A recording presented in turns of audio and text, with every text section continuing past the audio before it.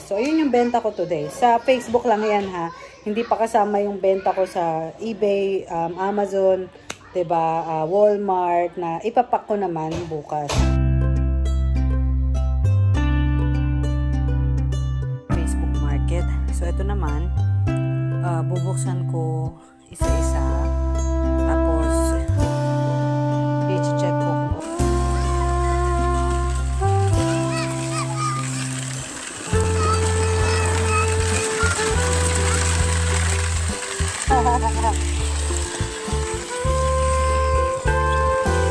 Don't crash! Ayan ang ating mga bagets, naglalaro sa labas. So, ipapak ko muna to, konti lang naman. Dalawang set ng nail polish, isang earring set, isang lace, isang sando para sa breast cancer awareness, tapos isang set ng memory foam slippers, and isang nail polish. Maaga ako nagising kanina. May pasok si mister. Ako naman ay naglinis na gawaing bahay, ganyan. Naglalaban na din ako. Habang nakasalang ang labahin, naghanda ako ng almusal. Nagising sila, nagpakain ng bata. Tapos, ano pa bang ginawa ko kanina? Medyo productive morning naman. Ano na magtatanghali na. So, ito, nagpapak na ako. Buti na lang, good boy sila. Ayan, naglalaro lang sila sa labas. Ganyan-ganyan lang sila. Nagda-drive. So, nakakapag-work ako. Mamaya, bala ko din mag-work. Kaya lang, may mga activity kasi kami ng mga bata. So, depende sa energy. Depende kung may matira pang energy. Gagawin natin yan. So, yun. Lucas! Lucas! Can you put this in the mailbox? Can you deliver for me? Put in the mailbox.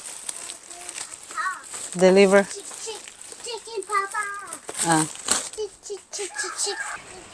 Chicken Papa. Chicken Papa.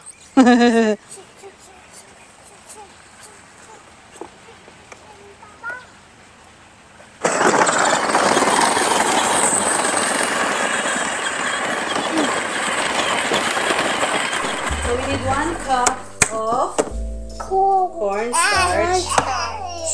My turn. Can you do it? Wait. Fill it up first. And then 1/2 cup of conditioner or lotion. Ito ay galing sa... Conditioner or lotion. Yeah. Okay, what color do you like? What orange, Mommy? What Oh, you want orange? Lucas, what color do we need to mix to make orange? What colors do we need to mix? Yeah. Red and... Huh? Yellow. Correct. But we don't have red. Yellow lang, Andrew, okay?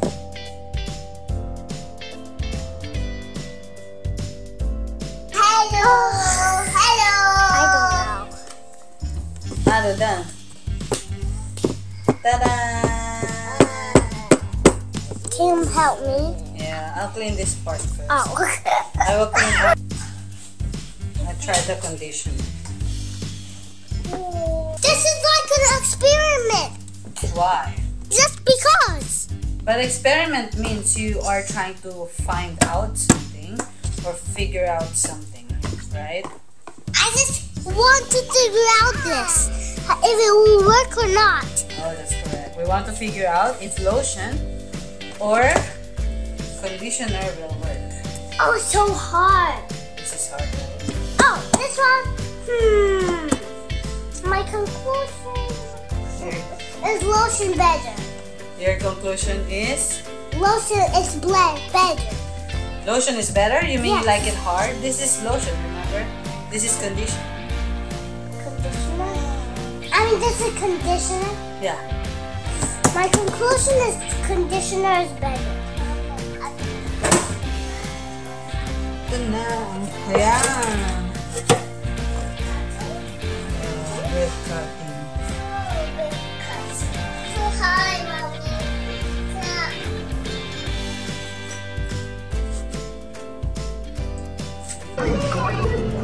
What's happening? Nice. Wow. You're good. Right there. Like. Oh my God. You got it? Oh, yeah. Lucas got it. I know. It's your first time. Good job. Oh my God. Give it to Andrew.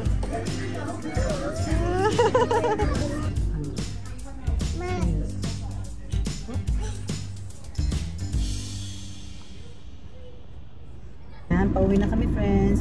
Galing kami kanina sa sa hardware store para pick upin yung project, yung wood project ng mga bata. Usually ginagawa namin yun sa store, kaya lang nahihirapan na ako na mag-work with them sa floor. I mean, okay lang sana kung nakaupo lang kami, kaya lang patayo-tayo ako dahil si Andrew minsan malikot siya sa loob ng store. So, hinahabol ko siya. Kaya hindi pwedeng nakaupo lang, patayo-tayo. So, sabi ko, mula ngayon, pipick upin na lang muna namin yung kit. Tapos sa bahay na lang gagawin with their daddy mamaya. So sinusulit ko lang din yung paglabas-labas with them hanggat kaya ko, kasi alam ko pag nanganak ako mas lalo na akong hindi makakalabas with them. So ayan, pinagbibigyan natin. So nag Chuck E. Cheese kami, nag arcade na, talaga naman nag-enjoy sila. Tapos dumiretso kami sa gymnastic class. Ayan, pagod na si Andrew, tulog na, bagsak kaagad siya. Ayan, si Lucas. Lucas, are you tired? No, of course not. Nasa gitna na si Lucas, napansin nyo, yung car seat niya, I mean yung booster seat ni Lucas nasa gitna na. Kasi kahapon, in-install na namin yung car seat ng third baby. So, nandito siya sa left side, si Andrew sa right side, sa gitna si Lucas. Buti nagkasya kasi worried ako na hindi magkakasya yung tatlong car seat sa sasakyan namin. So, ayun, buti naman nagkasya. So, ready na ako talaga. Kahapon nga, nilagay namin yan, nilaban ko na lahat ng damit ng baby, yung higaan, ready na, as in pati hospital bag. 6 weeks pa naman akong maghihintay, pero buti na yung ready just in case. Ayan.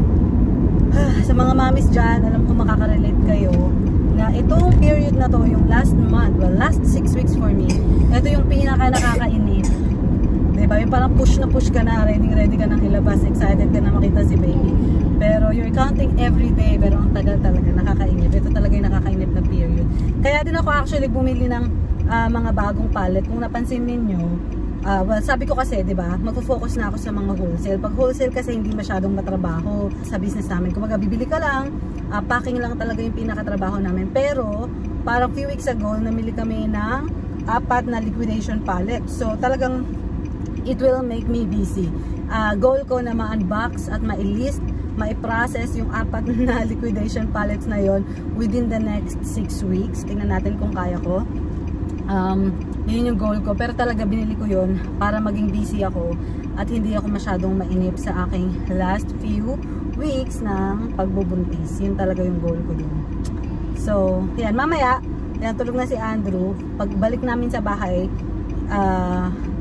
magtatrabaho ako, ipaprocess ko yung ibang mga Amazon liquidation. Meron akong unboxing video nun, and then gagawan ko siya ng report kung paano ko siya pinaprocess step by step, ano yung kalalabasan ng isang pallet within 1 week. So ayan yung next video ko. So yun, gagawin ko siya today. Ito ang aking tinatrabaho. Kanina pagdating namin, naghintay lang ako nung nag-pick up. May 2 orders na na-pick up kanina through Facebook Market. So ito naman, bubuksan ko isa-isa. I-check ko kung okay sila. Picture. So, kaya ko siya pinipicturean ng isa-isa kasi lahat sila open box. Ibig sabihin, obvious sila na hindi na naka-sealed. Yung tape tanggal na. I love you, Mommy. I love you too. Lucas is so sweet. And just to inspect if they are like in good condition, right? And if there's no big damage, this is good. Yeah. This one is also been opened. I can tell with the tape. Oh, this looks different. Alam nyo ba sa Facebook, mas mabenta kapag ang ginamit yung picture is yung mga ganitong picture. Picture ng actual product kesa kapag gumamit kayo ng mga stock photo, ganyan. So, sa next video ko, ipapakita ko sa inyo yung process ko ng pagbebenta nito. And of course, i-share ko yung mga tip na yan.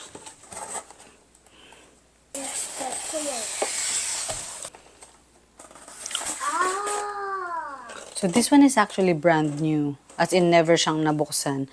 I can tell from the box. Pero, kailangan ko siyang buksan kasi hindi ko siya mascan. So, hindi ako sure kung ano yung nasa loob, kumbaga. Ano natin, image, search.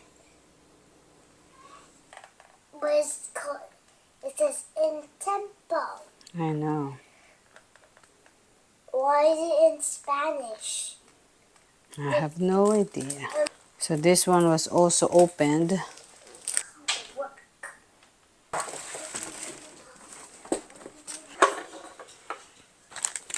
Walang microphone. Can I turn this? It's not plugged in.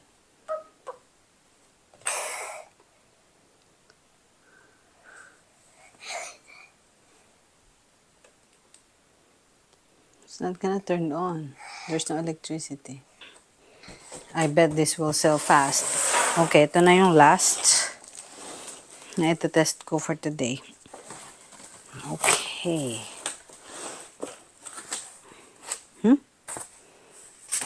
Looks good. Oh.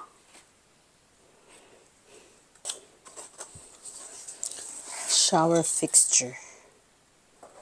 You know what, guys? Hindi siya mukhang nabuksan. Oh, hindi siya nabuksan. Naka-sealed pa yung mga parts. May sticker pa din.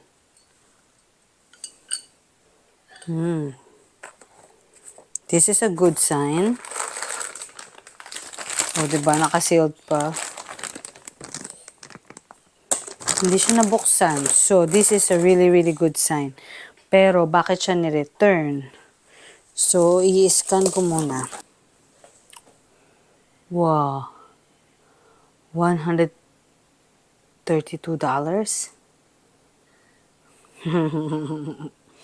Ito na yata ang ating highest dollar value na product from that palette. $132. So, easy to maibenta for $60, ganyan, $70. Pero, it's returned and it's open box. So, kailangan ko siyang i-inspect.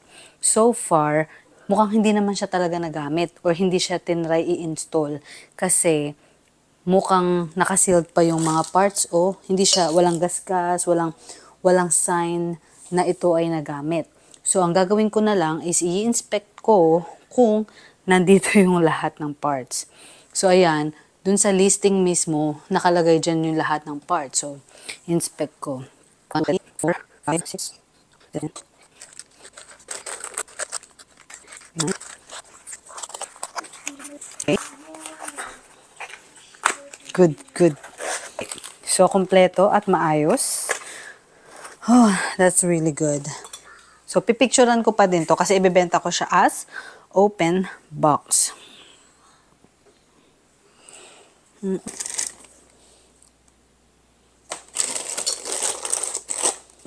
That makes me happy.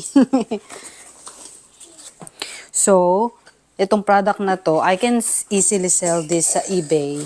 Very close to the original price. So, sa eBay, malamang to nasa $100+, ganyan. Bababaan ko siya. Gagawin ko na lang siyang mga nasa 110, 100, ganyan, sa eBay.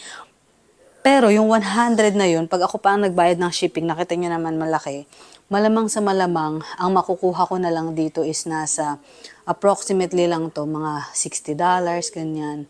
Shipping tsaka eBay fees. So, ang gagawin ko, instead of ibenta ko to sa eBay for that price na 100, ibenta ko na lang siya sa Facebook locally ng nasa $60 din. Same lang din, pero at least mas mabilis at hindi na ako mag-ship. Hindi na ako magpapak, 'di ba? So, mas mabilisan talaga pag sa Facebook. Pero depende lang din. So, basta ipopost ko siya sa Facebook. Kung may bumili, di bumili. Pag hindi, pag walang bumili, sa eBay. Nasa eBay ko siya ibibenta. Saan siya maunang mabenta. Naka-cross list na siya. Do you think it will sell fast, Lucas? I don't know. I mean, I think yes. Oh, I wanna check. Close. I Oh, want to open it. I already checked it. I want to check it. I want to check it. Yes. Oh, like, oh. It looks like ice cream scooper. A shower. Me time ko na. Busy na yung tatlo. Gumagawa sila ng project. Yung nakuha pala namin project this week is alkansya para sa mga bata. So, busy sila with their daddy. Me time ko na. So, ako naman ay nagpapahinga habang nag-edit ng video. Ayan. Anyways, kanina, nag-post ako, diba? Nag-work ako. Tapos, pinost ko na yun sa Facebook. Sa local Facebook group ko. Tapos, ilan ba nabenta ko? Nabenta lahat ng lamp. Yung tatlong pair. Tapos, nabenta yung speaker. Ano pa ba yung in-unbox ko kanina? Ayun. Tapos, magkano benta ko? 10. Bali, $60 yung nabenta ko. Yung benta ko dun sa kanina ko lang na in-unbox. Tapos, before that, may nag-pick up nung triangle na local Facebook market naman to. Hindi to dun sa group. Kasi sa group, parang kilala ko yung mga tao. Pero dun sa Facebook market, parang mga strangers. So, may 3 ako nabenta na mga triangle na centerpieces para sa mga events. Bali, $20 ko nabenta yung isang set. So, $60 din yun. And then, before that, meron ako nabenta ng mga washcloth. Nung umalis kami kanina, may nag-pick up ng washcloth. Binayaran niya ako online. Tapos, pinick up niya lang sa front porch ko. That's 100 pieces ng washcloth for $25. So, yun yung benta ko today. Sa Facebook lang yan, ha. Hindi pa kasama yung benta ko sa eBay, Amazon, diba, Walmart, na ipapak ko naman bukas.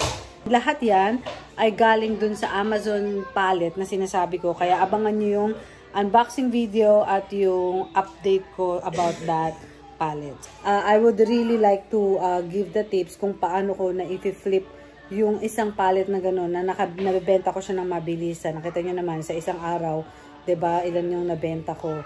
And, yun, share ko yun. Abangan nyo yung video na yun. So, for now, pahinga muna tayo.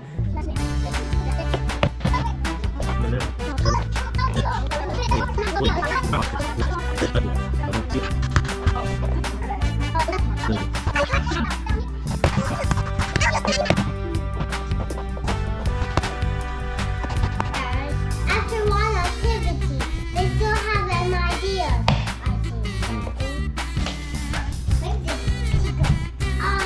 You did the 6 part? Your sticker. Okay, show us your project. And show the project.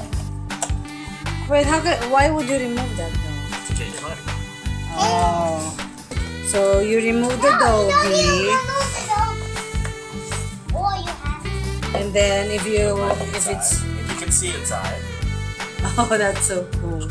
I feel like this is the cutest project they made. Or you guys made. And they put the doggy inside. Yeah. Doggy house. Doggy house. Yeah. Good job, guys. That's what I thought. It's a doggy house. Look, it's like 1 times 100 equals $1. 5 times 20 1 equals cent $1. times 100. I mean, It means one. And put their name on the side here too. Nice.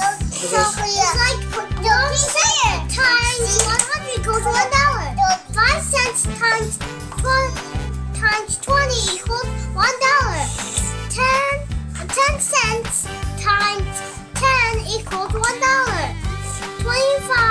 cents times 4 equals $1. Nice. Now you will know how much you will save in there. If you have 4 of a quarter of the 25 cents, it means that's $1. So are you gonna start saving on this one? All of this. All of that. So you're gonna have $4. Yes! yes. Or $1,000. Look, super high. Super high. Can I see the doggy? Oh. Woof, woof. Woof woof. So cute. Alright, say thank you for watching, guys. Thank you for watching, guys. Bye bye. Good night. Have a good night. And enjoy making your project. How about that? Bye-bye.